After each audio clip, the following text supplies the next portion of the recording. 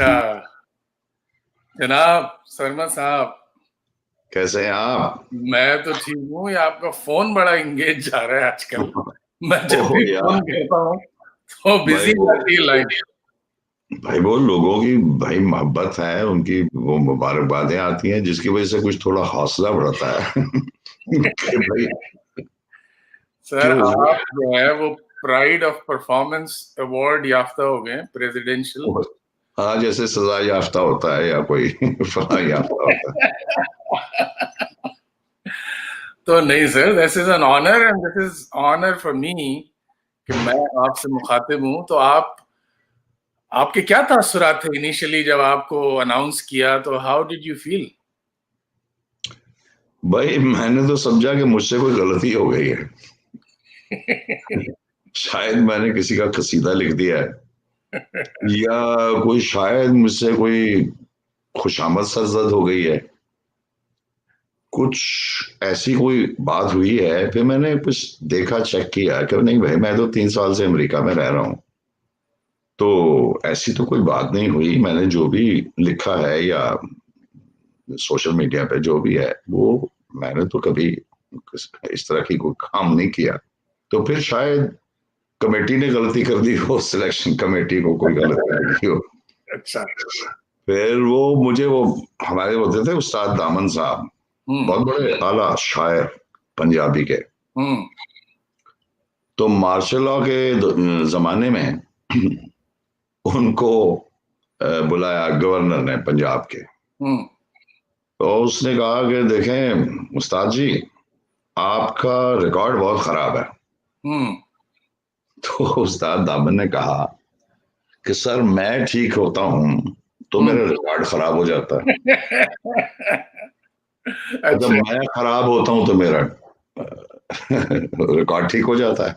हम्म। यानी हम्म। दोनों में। हम्म। लेकिन ये जिससे आपने बात की कि भाई वो लोगों ने इतना उसको तरीके से, खैर मैं उन सबका शुक्रिया भी अदा करना चाहता हूँ कि उन्होंने बड़ी मोहब्बत और बड़ा खलूस के साथ इसको रिस्पॉन्ड, मतलब मुझे उन्होंने मुबारकबाद दी और बहुत मोहब्बत के साथ। तो उनकी वजह से मैं जरा बच गया कि भाई मेरा ना रिकॉर्ड खराब हुआ है ना मैं खुद खराब हुआ। ये एक छोटी सी मर्सी है, स्मॉल मर्सीज। सर, ये जो है ना, ये प्रेसिडेंशियल प्राइड ऑफ परफॉर्मेंस, ये तो लोगों की तरफ से एक अवार्ड होता है। ये तो हाँ, this is just a gesture के कौन दे रहा है और कौन गवर्नमेंट दे रही है और कौन नहीं दे रहा है, but it is actually collectively from the nation. नहीं, मकाम जो शायर या अदीब है उसका पहले मकाम उसको अवार्ड मिल चुका होता है अपने रीडर्स से, अपने पढ़ने वालों से, चाहने वालों से। गवर्नमेंट जो है या जो भी वो सिलेक्शन कमेटी है वो उसकी तौसीक करती है, यानी कि उसको वो एक्नॉलेज करती है कि बिल्कुल। भाई इसका कोई मकाम है। बिल्कुल। वरना तो अवार्ड जो है वो एक सोशियोलॉजी ऑफ लिटरेचर है। हम्म। हम्म। बाहर के दुनिया में तो ये है कि भाई आपको अवार्ड मिला, कोई बुकर्स अवार्ड या नोबेल प्राइज, तो वो आपकी किताबें बेतहाशा बिकनी शुरू हो जाती। बिल्कुल। बिल्कुल। लेकिन यहाँ ऐसी कोई बात नहीं है कि भाई आपको कोई अवार्ड मिला है हम्म। तो कल आपकी किताबें गायब हो जाएंगी सारी हम्म। शेल्फ से। तो वहां चूंकि वो एक उसका स्टेटस बहुत स्ट्रांग और बहुत बड़ा है। हम्म। लेकिन हमारे मुल्क में हमारे लिहाज से ये बहुत अच्छा है, और हो सकता है कि बहुत से लोगों की जो जो राइटर्स हैं उनकी वाकई किताबें पढ़ी जाएं और उनको तजस्सुस हो कि भाई ये क्यों उसको मिला है, हम देखें तो सही। तो वो काम भी देखते हैं। लेकिन देखें, गालिब है तो वो अफसुल शोरा भी है। हम्म। यानी कि गालिब को जो मिलता है वो, लेकिन पहले वो गालिब है, हम्म। फिर वो अफसुल शोरा है, जो भी है। लेकिन जौक जो है वो पहले अफसुल शोरा है, फिर वो वाह जौक है। वाह वाह वाह वाह। तो ये अवार्ड जो है, ये किताब की जो वो है सेल में और उसमें हमारे मुल्क में तो इजाफा नहीं करता, लेकिन बाकी दुनिया में तो करता है। लेकिन क्या ये शायर को या अदीब को किसी स्टेटस पे भी पहुंचाता है, या स्टेटस पे वो काश पहले ही पहुंचा होता है? काश ऐसा ही होता हो कि भाई ओवरनाइट कि आपको वो मिलता है तो आप कहीं से कहीं पहुंच जाते हैं। ऐसी कोई बात नहीं। अवार्ड जो है वो सिर्फ एक रिकग्निशन है, वो उसका कोई ताल्लुक नहीं कि भाई वो शायर के क्या ख्यालात हैं, क्या उसकी मतलब वो तो बहुत शायर अवार्ड से बड़ा होता है ना, यानी कि जो आला लोग हैं या अच्छे शायर हैं वो अवार्ड से बड़े होते हैं। अवार्ड तो एक सोशियोलॉजी है कि एक सोशियोलॉजिकल एक फिनोमेना है, यानी एक पब्लिक वर्ल्ड है। शायरी या आर्ट वो इमेंस है, उसका किनारे ही कोई नहीं है, उसमें तो एक बहुत खूबसूरती के साथ वो एक और तजस्सुस है। उस रास्ते में अगर अवार्ड भी आ गया तो कोई बात नहीं, आ जाए लेकिन वो उसके कोई मेयार नहीं। देखें, इतना हैरान शायर हमारे मुल्क में मजीद अमजद साहब, बिल्कुल। कभी कोई अवार्ड नहीं मिला, कभी कोई मीडिया में उनकी प्रोजेक्शन नहीं हुई। और बहुत से और मुनीर यादी साहब हैं, उनको मेरा नहीं ख्याल के कोई बहुत बड़ा अवार्ड मिला हो, बल्कि वो कल मैं पढ़ रहा था, वो हमारी एक ओल्ड रावियन एसोसिएशन है, उसमें किसी ने कोट किया हुआ था कि किशोर नाहिद उनको ले गई नवाज शरीफ साहब के पास, वजीर आजम थे उस वक्त को, तो उन्होंने कहा कि भाई मैं मुनीर नियाज़ी को ले जिद करके कि भाई चलो चलो चलो, और ताकि तुम्हारा कोई वजीफा लग जाए, कोई तुम्हारा कोई खाने पीने का इंतजाम हो जाए। तो उन्होंने नवाज शरीफ साहब से मिलाया उनको कि भाई ये मुल्क के बहुत बड़े नामवर शायर हैं। तो नवाज शरीफ साहब ने कहा अच्छा तो चलें खाना खाएं तो ये भी, तो वो ऐसी बातें होती रहती हैं, कोई मसला नहीं है ऐसा, ये चलता रहता है। ये कोई इतनी शायर बड़ा या छोटा नहीं होता है इन चीजों से, ये ऐसे ही फजूल बात है। नहीं, हिस्टोरिकली तो शायर हो, अदीब हो, फनकार हो, आर्ट से मुताल्लिक कोई भी फील्ड हो जिसमें लोग होते हैं, उनको वजीफे भी लगते हैं, अवार्ड भी मिलते हैं, खलतें भी मिलती थी एक जमाने में, जागीरें भी मिलती थी एक जमाने में। तो ये तो एक स्टेट की या दरबार की रिकग्निशन होती थी ना उस जमाने में कि भाई आप, और एक सरकारी भी होती थी एक तरह से।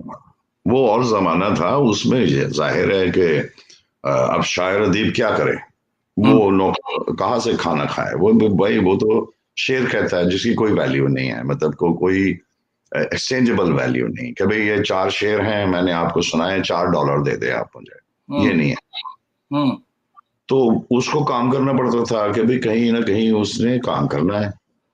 तो ज्यादातर वो उस जमाने का जो सेक्रेटेरिएट था, तो वो दरबार ही था ना, मतलब जो कैबिनेट और ये सब कुछ था वो दरबार था। तो वो दरबार चले जाते थे, उनकी ख्वाहिश रहती थी कि वही हम दरबार में चले जाएं ताकि हमें कोई काम और दूसरा ना करना पड़े। तो कुछ खुशकिस्मत थे वो चले जाते थे, जो नहीं होते थे, अब नजीर अकबर आबादी कभी भी दरबार में नहीं गए, वो अपना मेलों ठेलों में अपना जिंदगी गुजारी है उन्होंने। लेकिन मकसद ये कहने का है कि वो शायर, गाने वाला, मतलब गायक हैं, और लोग मुसव्विर हैं, बहुत से जो आर्टिस्ट लोग हैं, उन्हें कुछ कुछ ना कुछ रोजी कमाने के लिए कुछ करना पड़ता है। अब वो मॉडर्न वर्ल्ड में ये है कि एकेडमी ऑफ लेटर्स है, जी जी वो मुख्तदरा है या फलां है या और महकमे हैं, रेडियो है, टेलीविजन है, ये सारी चीजें, तो इनमें वो, ये जर्नलिज्म है, तो शायर अदीब उनमें वो काम करते हैं ताकि वो they could earn some money. लेकिन क्योंकि शायरी वारी वो आर्ट में वो पैसा नहीं है या वो चीज नहीं है, अनलेस यू आर ग्लोबल और बहुत बड़ी मार्केट है आपकी, यानी कि आपके काम की, वरना बड़ा मुश्किल है। वो वैन गॉग को देखें, सारी उम्र एक पेंटिंग ने बिकी, अब 48 और 70 मिलियन डॉलर्स की बिक रही।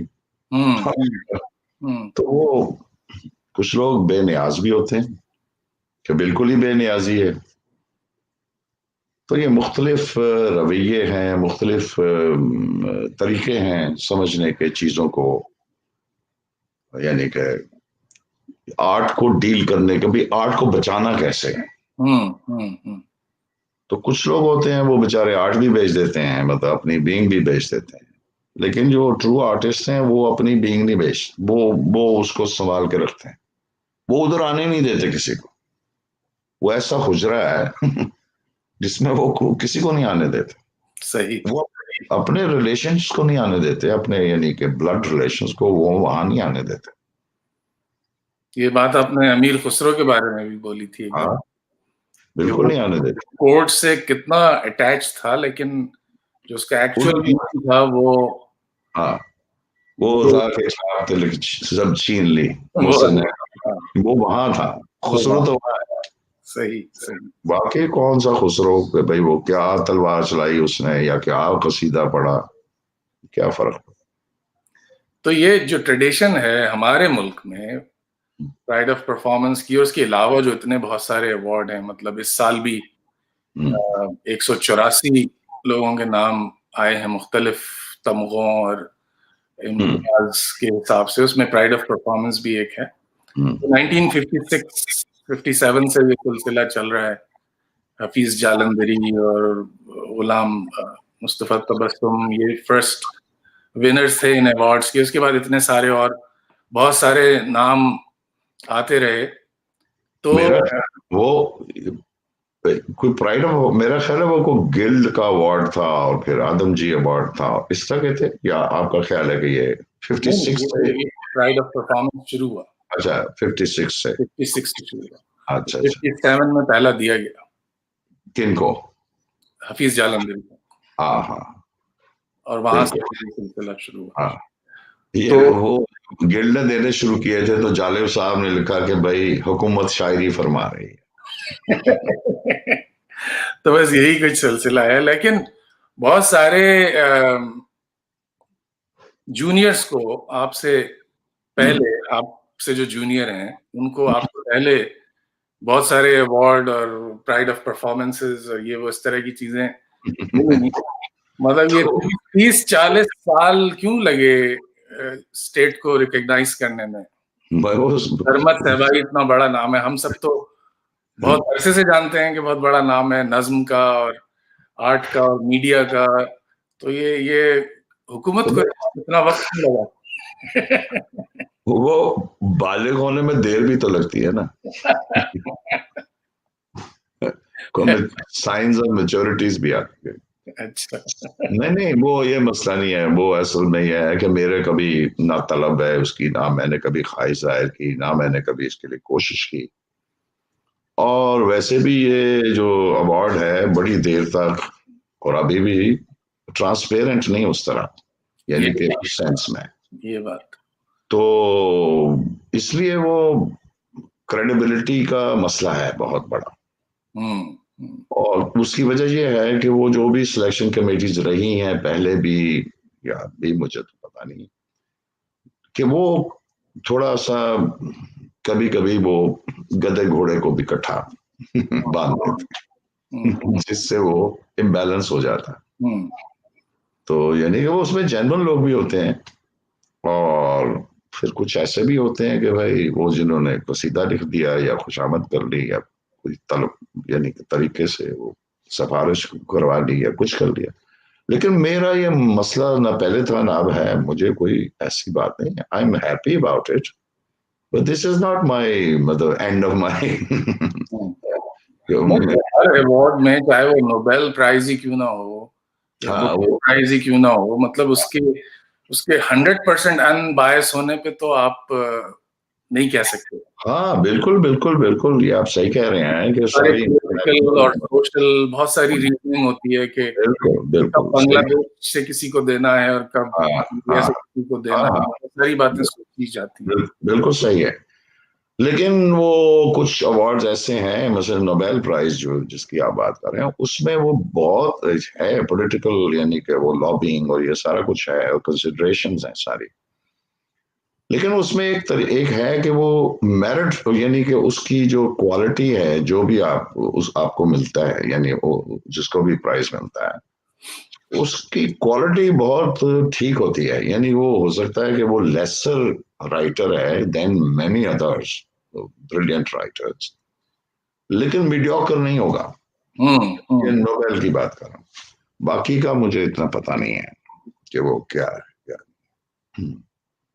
तो टैगोर के अलावा लिटरेचर में हमारे रीजन से और किसको मिला है नोबेल प्राइज? मेरे तो अब्दुल सलाम साहब को मिला साइंस में, नहीं, लिटरेचर में। लिटरेचर में तो फिर मेरा ख्याल है किसी को भी नहीं मिला। Right, right.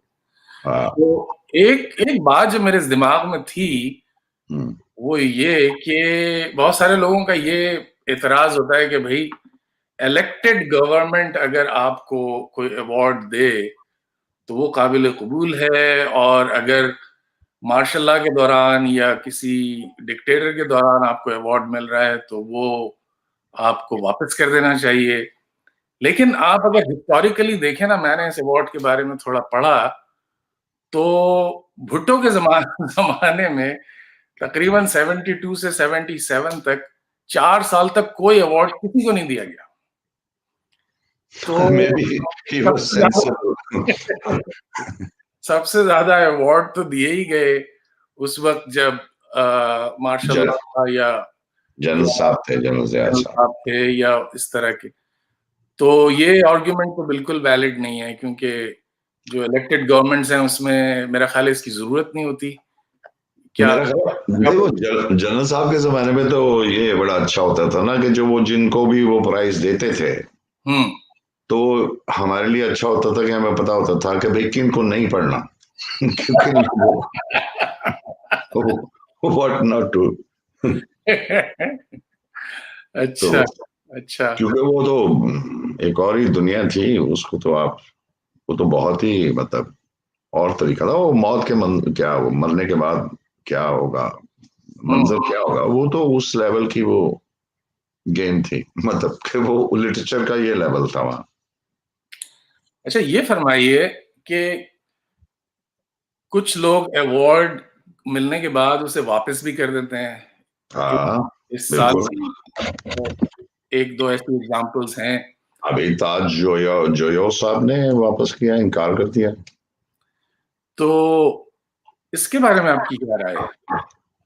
भाई बात ये है कि एक है सिलेक्शन कमेटी, और वो उसका मेयार है कुछ, या उसमें कोई एक्सपर्ट्स हैं जो बैठे हुए हैं, और वो किसी को एक्नॉलेज करते हैं या उसको एक ऑनर देते हैं। अब ये प्राइड ऑफ परफॉर्मेंस क्या है, इसका एक वकार है, एक उसकी कोई तकद्दुस है, ठीक है। अब जोयो साहब को आपने वो तकद्दुस दिया, वो आपने उनको एहतराम दिया, वो वकार दिया, उसको कंटेन कर रहा है ना इस सारे तमगे में, या जिसमें भी वो कंटेन कर रहा है, वो आपने उनको दे दिया कि भाई ये ले आपका वकार, आपकी इज्जत, आपका एहतराम, आपकी ब्यूटी, आपकी शायरी, आपका अदब, हम उसको सलाम करते हैं, वो बहुत अजीम है। अब पुलिस जो है वो उसी को पामाल करते हुए, उसी तकद्दुस को पामाल करते हुए उसी रात को उनके बेटे को गिरफ्तार कर लेती है, ठीक है। अब आप सोचें, यॉन पॉल सार्थ, ठीक है, उसको पुलिस ने कहा, डिगाल को कहा कि भाई इसको कैद करो, ये तो बड़ा फसाद मचा रहा है, या पता नहीं क्या पैम्फलेट बांट रहा है, तो कम्युनिस्ट है, तो फलाना है। सही है। तो डिगाल ने कहा, to imprison John Paul Sartre is to imprison France. Right, कि अगर तुम जॉन पॉल सार्थ को कैद करोगे तो समझो कि तुमने फ्रांस को कैद किया है। अब ये ऑनर है, ये इतना बड़ा एहतराम है, तकद्दुस। बिल्कुल।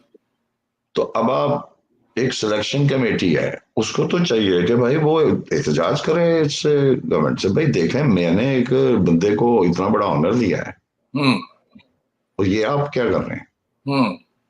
वो एक्सपर्ट्स हैं ना बैठे हुए सिलेक्शन कमेटी में, उन्होंने ये किया ना, यानी कि आपने उसको ही डिनाई कर दिया, यानी वो जो कमेटी है उसकी सारी जो क्रेडिबिलिटी है या उसकी जो रेपुटेशन है या पिटेशन, उसको चैलेंज कर दिया।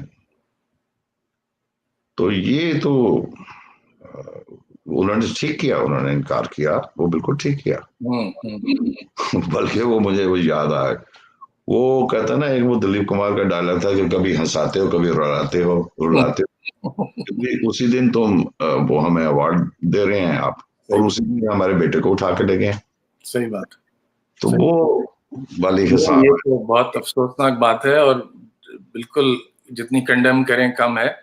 लेकिन मेरा नहीं ख्याल कि ये दो एजेंसीज में कोई इस तरह की कोई कम्युनिकेशन भी होती है, ये जो मीडिया या जो और इंटेलिजेंस में। मगर यही तो ट्रेजेडी है ना, कि देखें ये जो मुख्तलिफ इंस्टीट्यूशंस हैं, उनकी जो म्यूचुअल रिस्पेक्ट है या म्यूचुअल रिकग्निशन है, उसकी अगर आपको परवाह नहीं है तो जाहिर है इट विल बी वही, कभी हंसाते हो कभी रुलाते हो, तो एक एब्सर्ड सी सिचुएशन बन जाती है।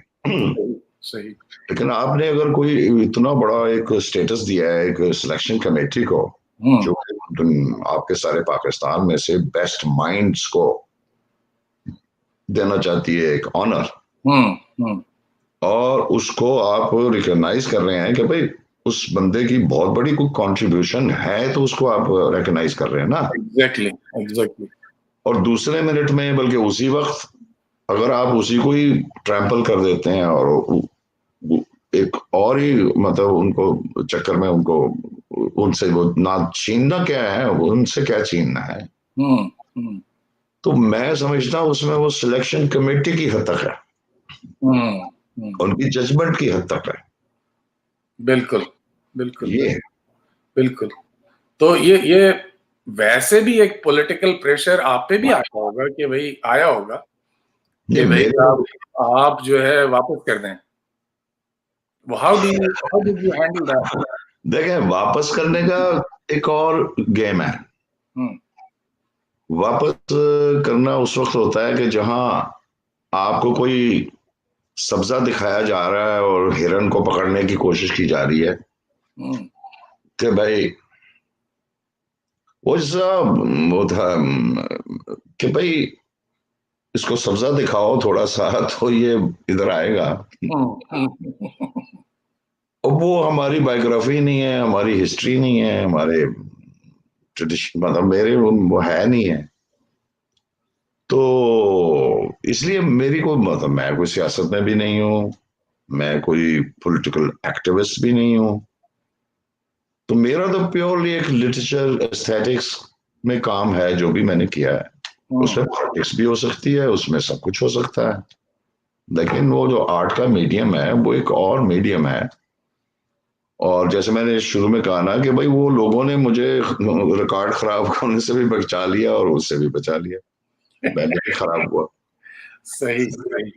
नहीं, it's an honour to know you, और आपसे अब तो बात जरा संभल के करनी पड़ेगी। प्राइड भाई हद हो गई, हम वही के हैं जहाँ के। तो गुड। तो ठीक है फिर, बहुत बहुत मुबारक हो आपको और आपके सारे जानने वालों को, रिश्तेदारों को। फोन थोड़ा फारिग रखा करें कि हम कॉल करें तो हमसे बात कर लिया करें। नहीं, ये क्या बात कर रहे हैं आप, वो तो ये थोड़ी देर के लिए होगा, उसके बाद नॉर्मल हो जाएंगी चीजें, ऐसी क्या बात। ठीक है। बंदे का काम है अपना काम करते रहना, अपना काम करते रहना। सही। वो यानी आपको जरूरत नहीं है कि वो, भाई हम तो ये कहते हैं हमारे केस में ये है कि हम नहीं, वो प्यासा कुएं के पास नहीं जाता। वो कुआं अगर प्यासे के पास आ गया ठीक है, सही। मतलब ये मसला नहीं है कि हम उसकी तरफ जाएं। सही। वो अगर आ गया सामने तो कोई बात नहीं, पानी पी ले। ठीक है। तो उन्होंने अगर अवार्ड दे दिया है तो जी थैंक यू वेरी मच, पानी पी ले। लेकिन हमने माने जाना, प्यासे ने माने जाना। नहीं, लेकिन एक बात और भी है कि पता है आपको कि ये मतलब पोस्ट ह्यूमस भी एक अवार्ड है जो फराज साहब को हाँ, और शाकिर अली साहब को बहुत सारे लोगों को उनकी हाँ, वफात के बाद दिया गया है। उसमें तो आपको वापस करने का इख्तियार भी नहीं है। हाँ, वो मसला है वैसे। बहुत बहुत मुबारक हो sir. Thank you sir, thank you Mike, एक thank you, okay, see you, खुदा हाफिज।